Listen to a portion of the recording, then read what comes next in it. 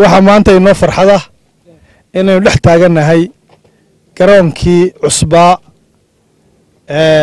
muxuu ahaa gobolka Saraar degmada magaalada degmada Caynabo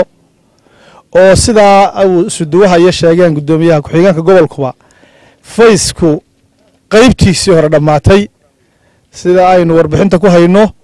garoonka laba hawlaha guud iyo guddiga qandaraasada iyo wasaaradda ciyaaruhu markay isla eegeen waxay isla garteen inuu garoonku laba fays noqdo fayska hore oo ah kan maanta dhisan oo arkaysaan oo hadda shaashada ka arkaysaan oo deerkii wareegsan yahay oo shubabkii ku jiraan oo shubabkii waliba hoose ay aasan yihiin tarbuunkii sare qaybtii sare ay dhisan tahay waxaan u maleynayaa qaybta labaadna inay ahayd in la dhiso gidaaradii wareegii de lagu fadhiisan lahaa ama tarbuunkii iyo roogii waxaynu maanta markhaati ka nahay inuu qaybtii hore ay dhan tahay waxa iminka loo jahaysanayana ay tahay sidii loo dhammaystiri lahaa qaybta labaad waxaanu ka laba rajaynaynaa inaynu wasaaradda ciyaaraha iyo guddiga qandaraasiyada iyo wasaaradda hawlaha guud oo markii horeba ka kulmay inay haddeerna arrintan isugu iman doonaan sidii loo dhammaystiri lahaa fayska labaad waxaynu saaka arkaynay dhalinyaradii gobolka oo aynu koob guddoonsiinaynay oo ku soo ciyaaro koobka ku soo kala helay meela garoomo aan loogu talagelin ciyaarta laakiin temporary ah oo iyaga lafahaantooda iyagiyo kubaddiiba dhibaato ka soo gaadhay qaarkood laakiin kaga hari waayey koobkii ku kala helay oo aynu saaka koox guddoonsiinaynay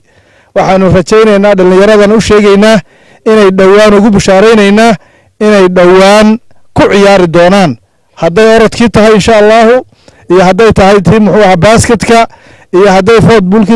footballkii tahayba